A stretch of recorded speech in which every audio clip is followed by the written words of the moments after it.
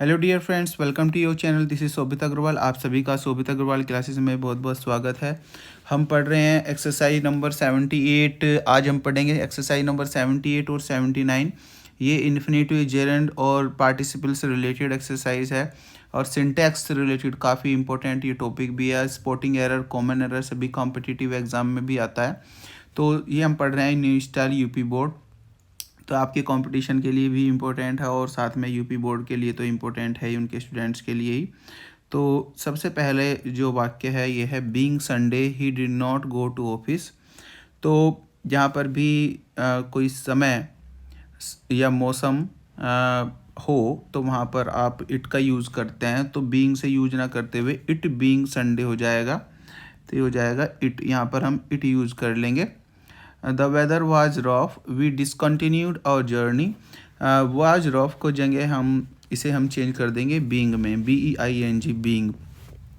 Participle वाले videos मैंने already पहले भी बता चुका हूँ। पार्टिसिपल मैं डिटेल में पढ़ा चुका हूँ वाइट बोर्ड पे, वो आप देखना, वहाँ पर जाकर आप सर्च करना पार्टिसिपल शोभित अग्रवाल क्लासेस। आप सारा का सारा डेटा जो है आपके सामने आ जाएगा।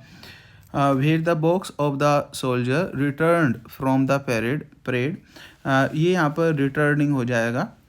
Box of soldier, soldiers box किधर है, रिटर्निंग फ्रॉम द परेड, जो कि परेड से वापस आते हुए, ये जो आ रहे हैं, तो रिटर्न नहीं होगा, रिटर्निंग होगा। Lying under a tree a snake bite her.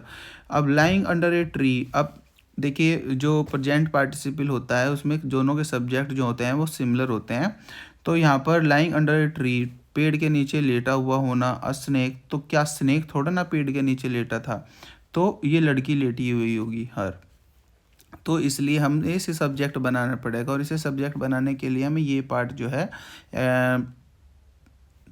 Passive में ट्रांसफॉर्म करना पड़ेगा। तो हो जाएगा lying under a tree, she was, her को कर देंगे सी और पास्ट है, she was bitten by a snake. Walking down the road the clock stuck 10। अब ये भी नहीं है walking down the road, road पे क्लॉक थोड़ा ना वॉक कर रहा होगा, व्यक्ति कर रहा होगा। तो walking down the road, walk करते हुए रोड पर, फाउंड द क्लॉक स्टक 10, जो घंटा है उसने 10 बजाए। तो घंटा थोड़ा ना वॉक कर रहा था, तो कोई व्यक्ति कर रहा होगा, तो इसे हम कर देंगे आई फाउंड। देखिए यहाँ पर लिखा हुआ भी है, I found the clock, I found the clock stuck 10, मैंने क्लॉक को देखा या पाया 10 बजाते हुए। नेक्स्ट है standing over a bridge the aeroplane flee over us. अब standing over a bridge, bridge के ऊपर वो थोड़ा ना बैठा हुआ होगा एरोप्लेन, तो कोई व्यक्ति बैठा हुआ होगा और उसके ऊपर से एरोप्लेन गया। तो ये भी हमें पैसिव में बनाना पड़ेगा। Standing over the bridge, aeroplane flee over us को कर देंगे वी वर। अब यहाँ पर पास्ट है तो पैसिव बना दिया, वी वर फ्लोन, फ्लू की third form flown over by the aeroplane या the aeroplane. Sleeping near a well a thief stole his purse. अब यहाँ पर भी यही है कि चोर थोड़ा ना सो रहा होगा कुएं के पास, तो सोने वाला कोई व्यक्ति होगा जिसका पर्स चुराया गया है। तो स्लीपिंग नियर ए वेल, अब a thief stole his purse, तो ये हम पैसिव में बना देंगे, his purse was stolen by a thief. Sword been taken in his hand he attacked his enemy. तो बीइंग टेकन की जगह यहाँ पर हैविंग बीन हो जाएगा, जो सॉरी हैविंग हो जाएगा। Sword having taken in his hand he attacked his enemy. Is MR वाजवर हो तो बीइंग यूज करेंगे, अदरवाइज हम, ये नॉमिनेटिव एब्सोल्यूट है, नॉमिनेटिव एब्सोल्यूट में मैं डिटेल में बता चुका हूँ, वो भी आप देख सकते हैं। तो sword having taken in his hand, ये हो जाएगा। His father absent I spoke to his brother. यहाँ पर दोनों में टाइम गैप भी है, तो इस वाले वाक्य को कर देंगे, उसके पिता जो हैं एबसेंट थे, I spoke to his father, उसके पिता से मैं बोला। थोड़ा इरेज कर देंगे हम।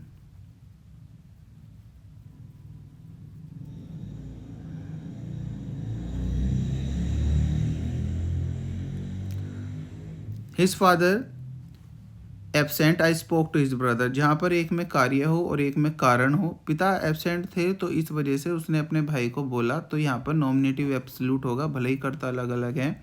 हिज फादर बीइंग एब्सेंट या हैविंग एब्सेंट भी आप यूज़ कर सकते हैं। हिज फादर हैविंग एब्सेंट या हिज फादर बीइंग एब्सेंट, उसके पिता के एब्सेंट होने के कारण spoke to his brother. Books being read in childhood seem like old friend, तो यहाँ पर हमें बीइंग हटाना पड़ेगा। बुक्स रीड इन चाइल्डहुड, बचपन में किताबें पढ़ी जाती। सीम लाइक ओल्ड फ्रेंड, वो पुराने मित्र की तरह होती हैं, तो बीइंग हटा देंगे। Time being misspent is time lost, the time misspent is time lost, तो इस वाक्य में बीइंग हटा देंगे। Misspent time is time lost, समय बेकार में गुजारा हुआ, टाइम व्यर्थ होता है। Misspent time is time lost.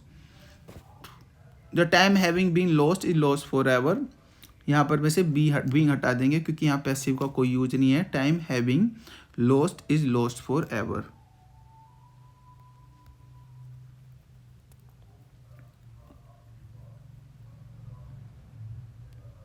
चलिए नेक्स्ट एक्सरसाइज, ये इन्फिनेटिव और जेरेंड से रिलेटेड है, तो ध्यान से इसे भी देखना। आई वॉज प्रिवेंट के साथ हमेशा फ्रॉम का यूज़ करते हैं और ये हम जेरेंड में यूज़ करते हैं, न कि इन्फिनेटिव में।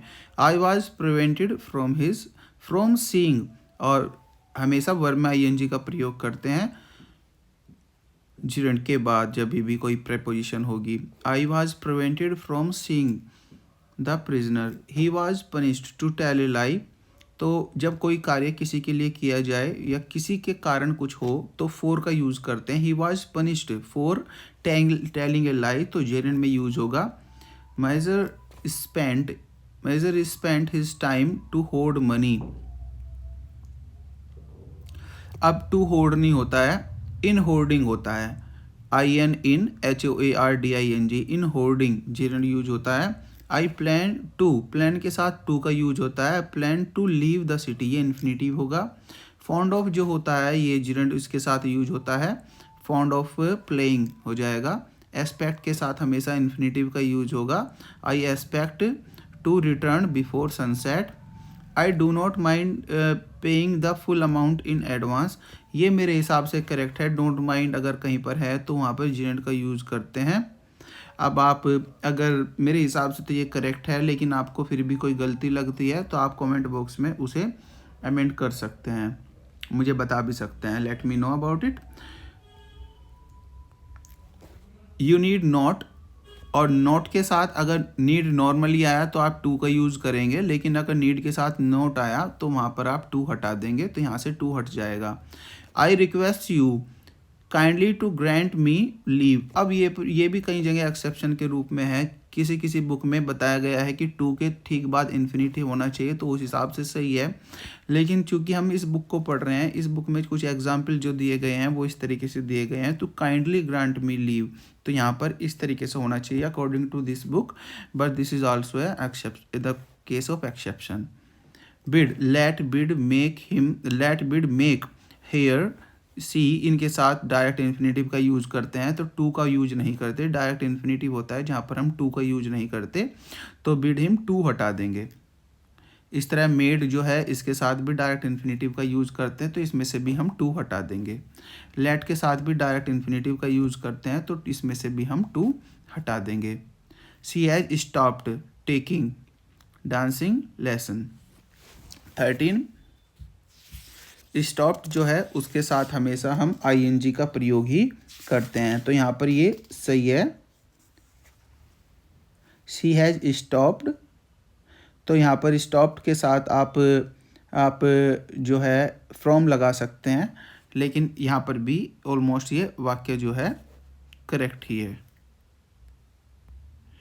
यू डेयर नॉट और नीड नॉट दोनों में एक ही कंडीशन होती है, दोनों में कुछ भी अंतर नहीं होता, रूल एप्लीकेबल सेम ही होता है। तो डेयर नॉट के साथ डायरेक्ट इन्फिनेटिव यूज होगा। वुड रादर के साथ भी डायरेक्ट इन्फिनेटिव यूज होता है, तो यहाँ पर टू हटा देंगे। I would rather die than beg. तो इस तरीके से हमने 78 एक्सरसाइज जो है वो कंप्लीट कर ली है। आई थिंक आपने ये भी इंजॉय किया होगा, फ्रेंड्स के साथ शेयर भी किया करें। देखिए इतनी सारी एक्सरसाइजेज आपके लिए सोल्व की है और अभी भी मैं करने ही लग रहा हूँ। आई होप आगे भी मैं करता ही रहूँगा। तो आप सभी से यही रिक्वेस्ट है, जो भी नए व्यूअर्स हैं जिसने चैनल को सब्सक्राइब नहीं किया, चैनल को सब्सक्राइब जरूर कर लें, बेल आइकन जरूर प्रेस करें ताकि वीडियो का नोटिफिकेशन आपको टाइमली मिलता रहे। और मैंने कुछ शॉर्ट्स भी वीडियो स्टार्ट किए हैं अपने चैनल पर डालने, तो आप सभी उन्हें भी ज़रूर एक्सप्लोर किया करें। पुरानी वीडियोज़ भी आप देखें, आपको इन्फिनिटिव जिरेंट सभी चीज़ें आपको क्लियर हो जाएंगी। चलिए ठीक है, फिर मिलेंगे नेक्स्ट सेशन में। आपको डिस्क्रिप्शन में कुछ लिंक भी मिलेंगे, आप उन्हें भी फॉलो कर सकते हैं। Thank you, bye bye.